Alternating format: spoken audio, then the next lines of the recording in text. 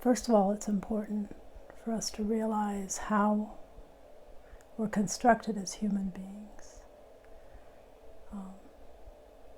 Because the strongest part of your brain is your lower brain.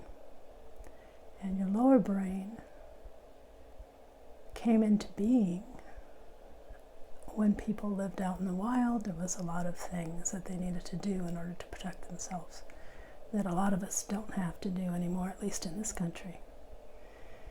And one of your core emotions is anger.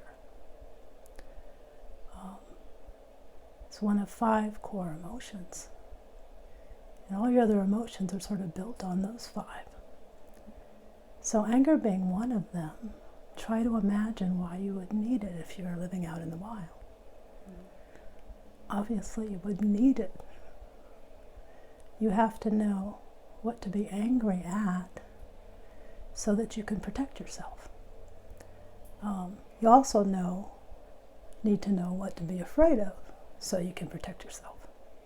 So one of them is if a wild animal was coming at you and you knew that if you got really angry and chased after it, it would run away, anger serves you there. However, if what was coming after you is much larger than you are, and you know that being angry wouldn't work, then your lower brain turns to fear, and you run.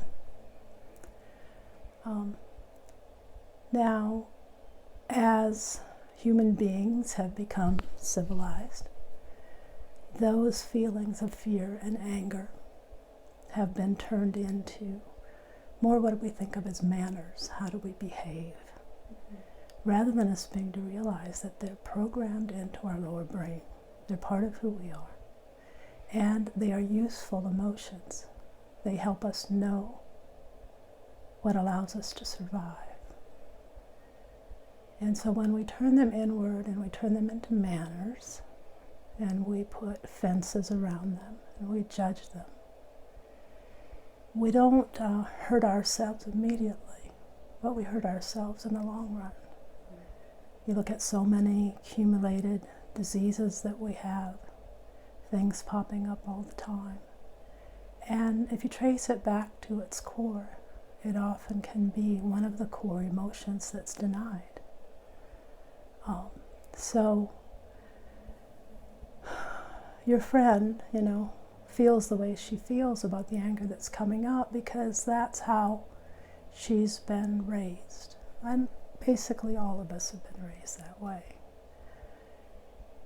Even if we were raised to celebrate our anger and be really angry, there might be families where that's a good value for them. But as well, that's misguided because that's taking that feeling of anger and acting it out, doing something that isn't helpful. So if she allows herself to feel the anger and to look at it almost as if it's out here, put it in her hands. Instead of clutching it to her and going, no, I shouldn't that, let's take the shouldn'ts out, put it in her hands and go, okay, that's anger. That's a feeling of anger. And how did it get here? What things caused it to rise up as anger?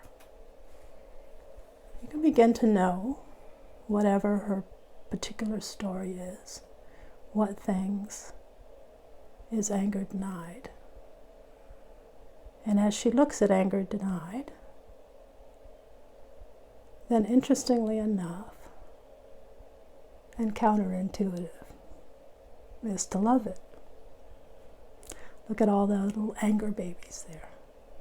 Go ahead and look at it and love it and say, wow, you helped me through. Even if I wasn't able to feel you at the time because it seemed too threatening, you were there. You helped me through. You were part of the protective mechanism that allowed me to survive, however she did. And anger, when it's allowed to be, and when it's felt, begins then to give her information that she needs. That information can have to do with how to forgive. It also can have to do with how to make different choices in the future, because it's also a teaching mechanism. It's like, well, okay, don't think I want to do that again. But when we deny our core emotions, we end up repeating it over and over again until we finally, maybe just because we're so exhausted, begin to learn something about emotions. Anger denied is not a good thing. Anger felt is a good thing. And anger expressed can be a good thing or a bad thing, depending on how you choose to express it. So I would encourage her to really take time with anger. Listen to it, feel it.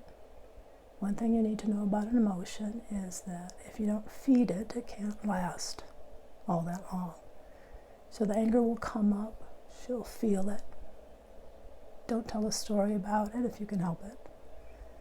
It'll come up again, it'll keep coming up. It just needs to be felt. It needs to be held. It needs to be loved. And if that process ends up being too difficult by yourself, there are people who can help you. But please know, there's nothing wrong with feeling angry. There's everything right with feeling angry. If you didn't feel angry right now over what you've been through, I'd be a lot more concerned about you than if the fact is that now you're starting to feel it.